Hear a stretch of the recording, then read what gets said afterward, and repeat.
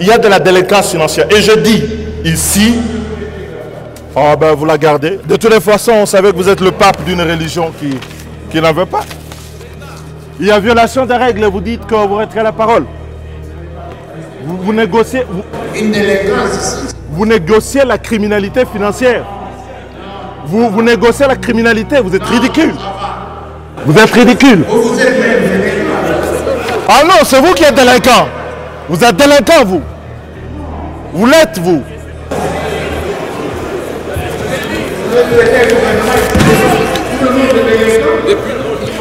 Mais la violation des règles, c'est de la délinquance. Mais le comble, c'est que vous ne vous rendez même pas compte. Vous êtes ridicule. Nous avons tous suivi, et l'opinion tant nationale qu'internationale avec nous, l'opprobre que les collègues Jean-Baptiste Kasweka et Denis Sessanga ont jeté sur nous et notre vulnérable, pour ne pas dire vénérable institution, notamment en distillant à travers différents médias que chaque député national, y compris moi-même, est bénéficiaire de 21 000 dollars américains, voire même 27 000 dollars américains, soit 42 millions de francs congolais à 54 millions de francs congolais en espèces sonnantes et trébuchantes. Je dis ici qu'il y a une délinquance dans la gestion des finances publiques qui ne peut plus être démontrer que les députés nationaux touchent 21 000 dollars ici à l'Assemblée nationale. Attendez, pour le moment, on me dit qu'il y a une commission qui est mise en place.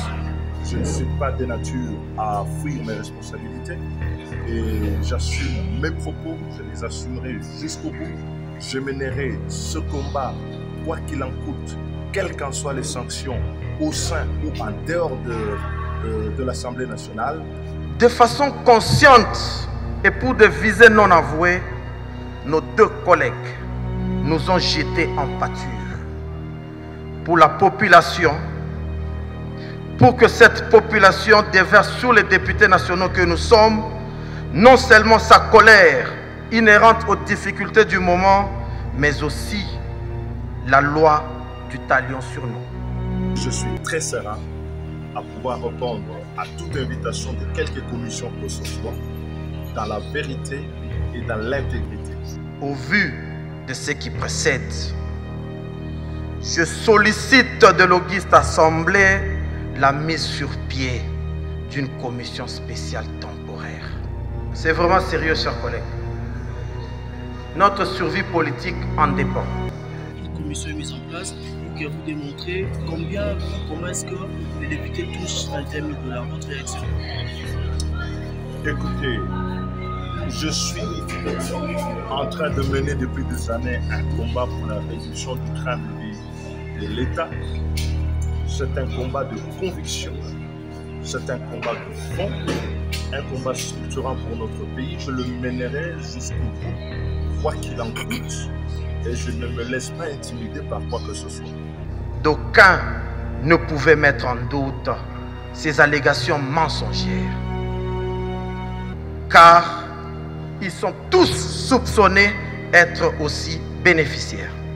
Devant de telles allégations mensongères, j'ai pris le temps d'interroger notre règlement intérieur. Et celui-ci me précise à son article 121, alinéa 2. Je lis.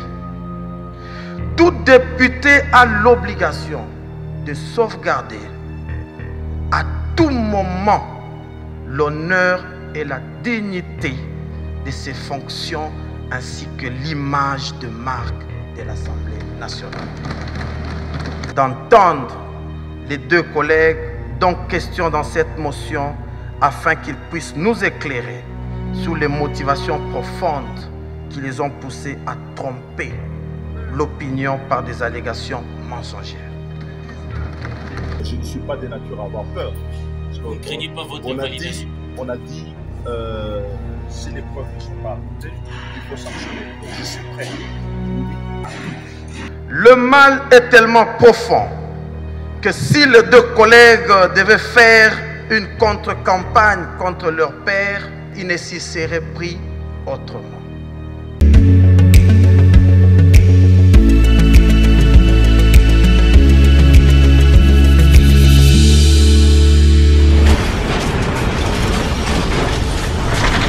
Ma Mission TV, le miroir du monde. Honorables députés et chers collègues, Honorable Président, je suis tenté de vous demander ou de solliciter le huis clos, mais je pense que c'est sans tabou. La motion que je porte aujourd'hui, Président, est pour nous d'abord les jeunes députés et je pense la majorité des députés de cette législature, notre survie politique. J'ai cette chance d'avoir dans cette salle les députés qui sont au 3e mandat. Cela signifie qu'ils ont été réélus. Vous avez demandé le huis clos? Non, je pense que je vais évoluer, Président. Je disais, Président, j'ai la chance d'avoir des aînés, des collègues ici dans cette salle qui sont au 3e mandat. Ça signifie qu'ils ont été réélus et ils sont revenus ici. Comprenne qui pourra. Honorable Président de l'Assemblée nationale, honorable membre du bureau, honorable député et chers collègues, je prends la parole en ce moment par motion incidentielle. Et c'est là, sur pied de l'article 78, alinéa 7 de notre règlement intérieur qui stipule la motion incidentielle est celle qui intervient au début ou au cours des débats et sur laquelle l'Assemblée nationale se prononce avant de commencer ou de poursuivre les débats sur une question principale. Honorable Président de l'Assemblée nationale, honorables membres du bureau, honorables députés et chers collègues, nous avons tous, alors tous, suivi. Et l'opinion tant nationale qu'internationale, nonobstant nos familles et nos bases, pour ne pas parler de la population. L'opprobre que nos deux députés nationaux collègues ont jeté sur nous. Les collègues Moïndo Kasweka Sébastien et l'honorable Deli Sesanga ont jeté sur nous et notre vénérable institution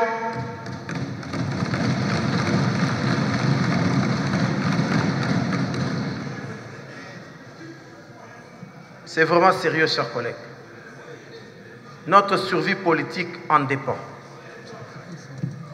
Nous avons tous suivi, et l'opinion tant nationale qu'internationale avec nous, l'opprobre que les collègues Jean-Baptiste Kasweka et Denis Sesanga ont jeté sur nous et notre vulnérable, pour ne pas dire vénérable institution, notamment en distillant à travers différents médias que chaque député national, y compris moi-même, est bénéficiaire de 21 000 $ américains, voire même 27 000 $ américains, soit 42 millions de francs congolais à 54 millions de francs congolais en espèces sonnantes et trébuchantes.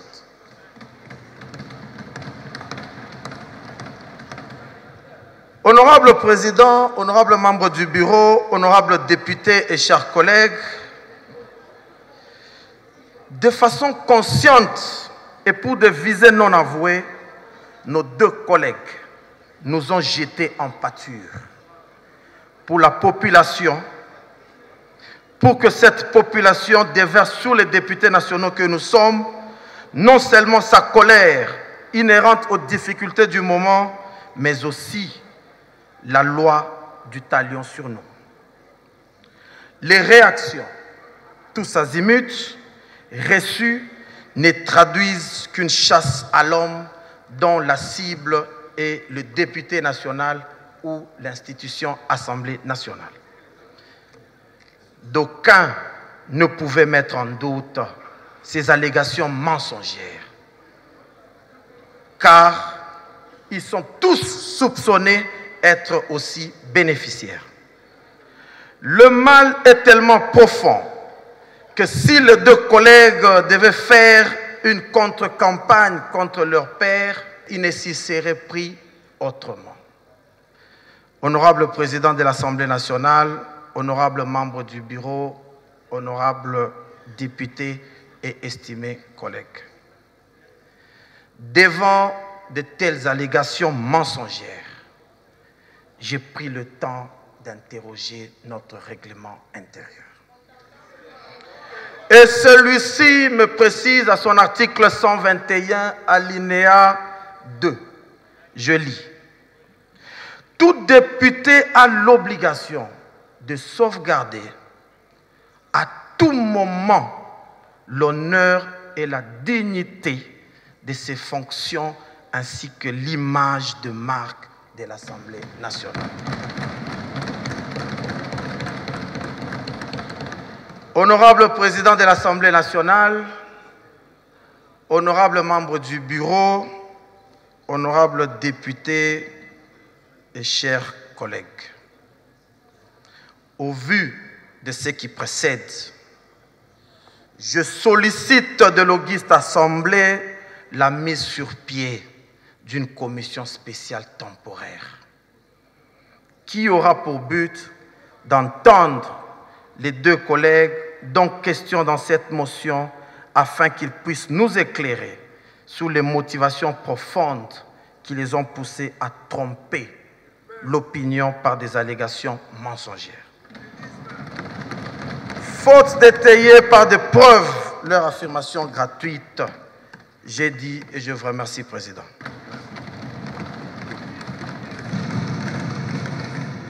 Ici, et le Parlement doit assumer son rôle, c'est de contrôler, mais c'est également sanctionner. Parce que, comme l'a dit le collègue Odiane tout à l'heure, on a l'impression que d'un exercice à l'autre, le Parlement est démuni. Et du coup, l'IGF fait à notre place le boulot que notre commission doit pouvoir faire. Je dis ici qu'il y a une délinquance dans la gestion des finances publiques qui ne peut plus être tolérée. Et il faut prendre des mesures. Moi, j'attendais dans les recommandations qu'il y ait des mesures claires de ce point de vue. Le ministre des Finances ne peut pas nous égarer en disant que la situation est exceptionnelle. Elle ne l'est pas. Depuis des dizaines d'années, chaque fois, la reddition de comptes nous montre que le gouvernement s'en fout. Nous disons nous sommes autorité budgétaire, mais le gouvernement s'en fout. Donc la situation n'est pas exceptionnelle, c'est l'habitude. Mais il faut arrêter cette habitude. Elle est mauvaise et c'est une délinquance. Je dis bien une délinquance. Deuxième élément, ce que vous regardez sous les comptes spéciaux, qui est le lieu où une partie des recettes est affectée. Je vais terminer. Je vais terminer. Je vais terminer, mais laissez-moi poursuivre, Monsieur le Président. Ma fin, ouais. Ah oui, délinquant, ça veut dire... Ah oui.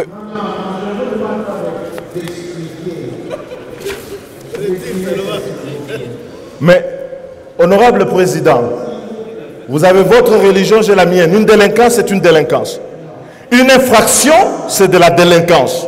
Je ne change pas sur ce point. Il y a de la délinquance financière. Et je dis ici... Oh ben, vous la gardez. De toutes les façons, on savait que vous êtes le pape d'une religion qui n'en veut pas. Il y a violation des règles, vous dites que vous retirez la parole. Vous négociez... Vous négociez la criminalité financière. Vous négociez la criminalité, vous êtes ridicule. Vous êtes ridicule. Ah non, c'est vous qui êtes délinquant. Vous êtes délinquant, vous. Vous l'êtes, vous.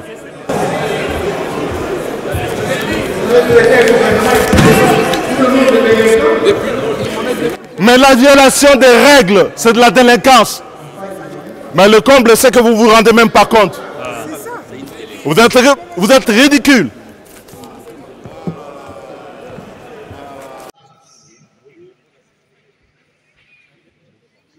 Je demande au service protocole de me faire entrer à l'hémicycle.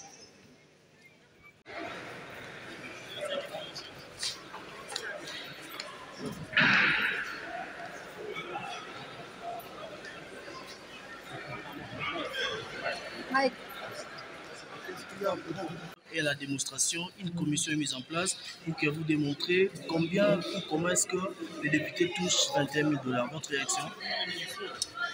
Écoutez, je suis en train de mener depuis des années un combat pour la réduction du train de vie de l'État. C'est un combat de conviction, c'est un combat de fond, un combat structurant pour notre pays. Je le mènerai jusqu'au bout, quoi qu'il en coûte, et je ne me laisse pas intimider par quoi que ce soit. Ensuite, je suis un député élu, je suis à ma 3e législature aujourd'hui à siéger dans cette Assemblée nationale, et je suis très serein à pouvoir répondre à toute invitation de quelque commission que ce soit, dans la vérité et dans l'intégrité. J'ai toute ma sérénité et je suis disposé à répondre à toute question qu'une structure ou une autre au niveau de l'Assemblée nationale devra me poser, mais également à éclairer l'opinion publique par les éléments de preuve que la soi-disant commission demanderait à pouvoir étaler. Et donc l'opinion sera éclairée. Donc n'ayez aucune espèce de considération sur l'issue de pareilles initiatives. Donc je suis très serein. Donc vous attendez démontrer que les députés nationaux touchent 21 000 $ ici à l'Assemblée nationale? Attendez, pour le moment, on me dit qu'il y a une commission qui est mise en place. Je ne suis pas de nature à fuir mes responsabilités et j'assume mes propos, je les assumerai jusqu'au bout. Je mènerai ce combat, quoi qu'il en coûte, quelles qu'en soient les sanctions, au sein ou en dehors de l'Assemblée nationale, auprès de mes compatriotes, pour que nous ayons un État qui soit un État modeste, mais efficace, capable de répondre aux besoins de notre population. Voilà mon combat. Vous évoquez des sanctions, vous avez interrompu ou quoi? Oh, je ne suis pas de nature à avoir peur. Vous ne craignez pas votre invalidation? On a dit, si les preuves ne sont pas apportées, il faut sanctionner. Donc je suis prêt, je vous dis, à tout, y compris aux sanctions si elles devaient être là. Donc ça, ce n'est pas un problème. Mais j'attends que cette fameuse commission soit mise en place et je vais y répondre. Mais vous aviez répondu récemment à nos confrères de Bossolo en disant que vous recevez que 9 000 et d'autres sont des invisibles. Je ne veux pas, vous n'êtes pas la commission. Ils ont dit qu'ils ont mis en place la commission. Voilà quelque chose qui va aider notre peuple dans la transparence à connaître la vérité et ils devront, dans la vérité, dans la transparence et dans l'intégrité, rendre public. Parce que cela a été fait dans une séance publique et j'espère qu'ils auront le...